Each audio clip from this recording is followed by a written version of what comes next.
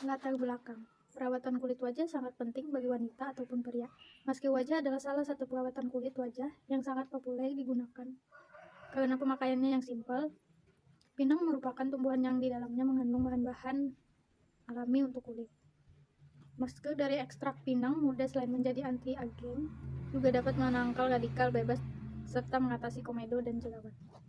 Segmentasi pasar. Produk masker wajah organik ditujukan untuk kalangan remaja hingga dewasa, baik laki-laki maupun perempuan.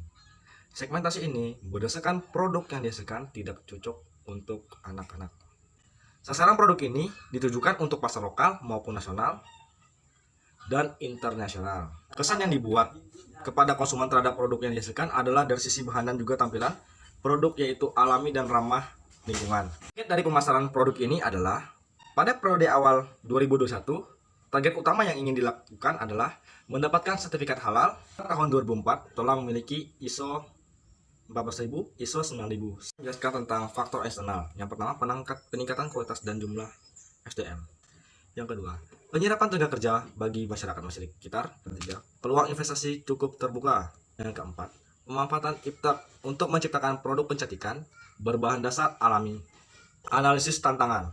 Kuatnya pengaruh image perusahaan besar lainnya di mata konsumen menggunakan jenis produk serupa. Yang kedua, minat investor belum terlihat. Strength. Terdapat banyak lahan strategi untuk dijadikan lokasi. Kalangan remaja dan dewasa marak menggunakan skincare untuk wajah. Ketersediaan sumber daya manusia SDM yang memadai dan memiliki skill. Produk kecantikan berbahan dasar alami masih menjadi pilihan di kalangan masyarakat. Tata letak pabrik akan didirikan pada Kabupaten Tanah Laut. Wilayahnya yaitu Peningkatan, Pelihari, Tamangulang, Lejuin, Purau, Bumi Makmur, Bati-Bati, Batu Ampar, Jorong, Kintak, dan Takisung. Berdasarkan analisis, kami akan membuat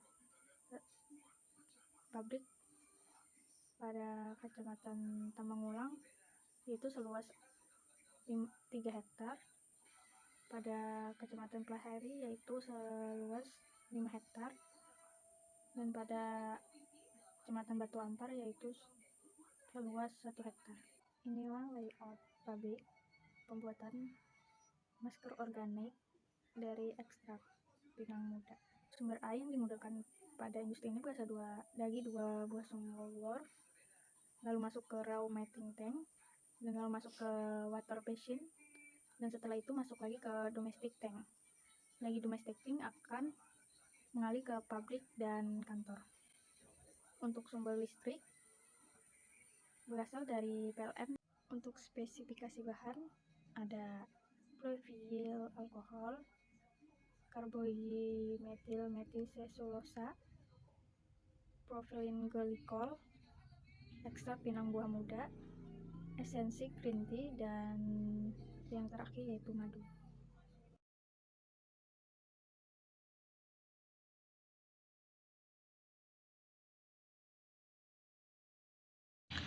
Masuk ke dalam spesifikasi alat, yang pertama adalah destilator.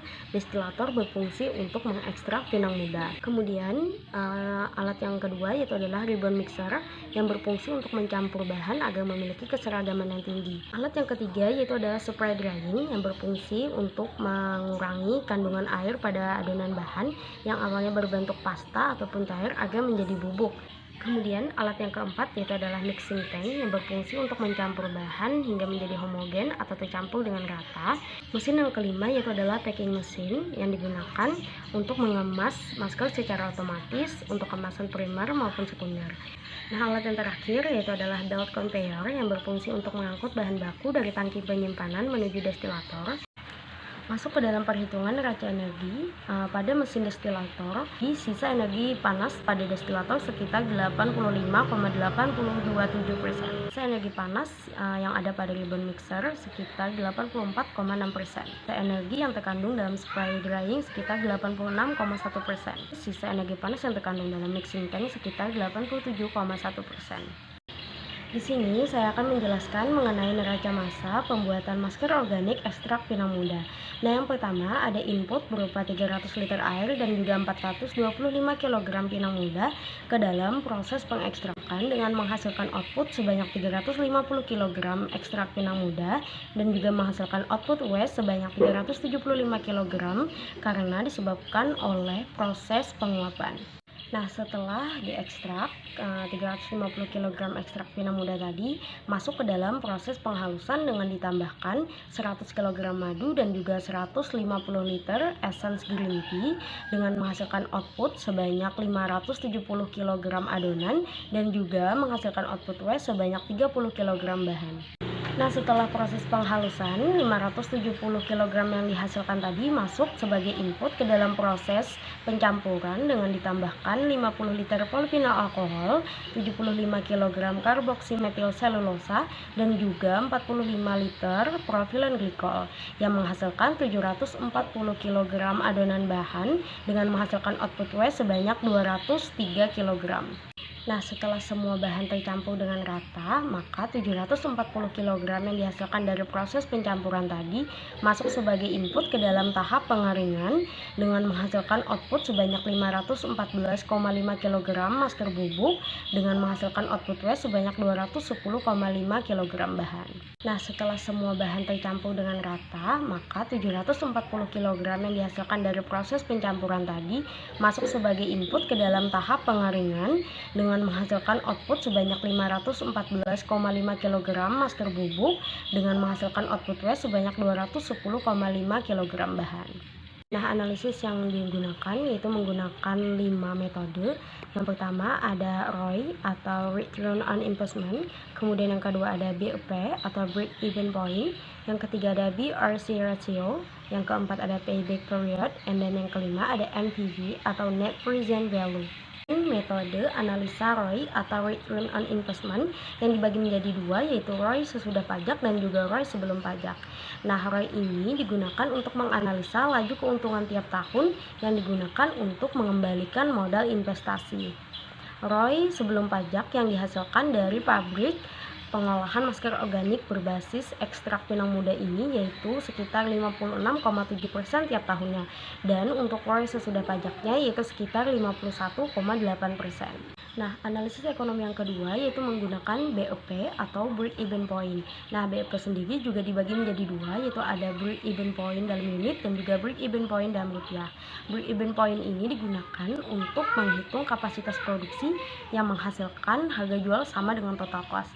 BEP dalam unit yang didapat dari pabrik ini yaitu sekitar 246 pieces dan juga BEP dalam rupiahnya yaitu sekitar 3.670.276, sekian rupiah.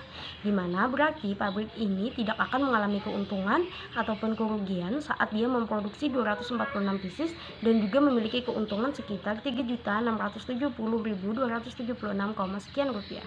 Analisis ekonomi yang ketiga yaitu menggunakan metode BRC Ratio atau Benefit Cost Ratio yang digunakan untuk menganalisa pemilihan proyek. Nah, syarat dari BRC Ratio itu yaitu jika nilai BRC Ratio pabrik lebih dari 1, maka pabrik layak untuk dijalankan. Sedangkan jika nilai BRC rasionya kurang dari 1, maka pabrik tersebut tidak layak untuk dilanjutkan atau akan mengalami kerugian. Nah, dari perhitungan analisa pabrik ini yaitu menghasilkan nilai BRC rasionya sekitar 1,153 yang berarti nilai ini lebih besar dari 1 sehingga pabrik ini layak untuk dijalankan. Nah, analisis ekonomi yang keempat yaitu menggunakan payback period, di mana payback period ini digunakan untuk menghitung jangka waktu yang diperlukan untuk mengembalikan dana yang sudah dikeluarkan oleh investor. Dari hasil analisis payback period di pabrik ini memerlukan jangka waktu sekitar 2,412 tahun untuk mengembalikan modal dari investor. Analisis ekonomi yang kelima yaitu menggunakan NPV atau Net Present Value, di mana NPV ini digunakan untuk menghitung arus kas di masa yang akan mendatang dengan didiskonkan pada saat ini. Dan syarat usaha untuk NPV ini yaitu jika nilai NPV-nya bernilai positif maka usaha layak untuk dijalankan, dan jika nilai NPV-nya bernilai negatif maka usaha ini tidak layak untuk dijalankan atau akan merugi. Nah, berdasarkan analisis NPV yang dilakukan pada pabrik ini menggunakan jangka waktu 3 tahun dengan besar suku bunga sekitar 5% menghasilkan nilai proyeksi NPV-nya bernilai positif dengan besaran jumlah 43 miliar, sekian. Nah, berarti usaha ini layak untuk dijalankan karena nilai proyeksi NPV-nya bernilai positif.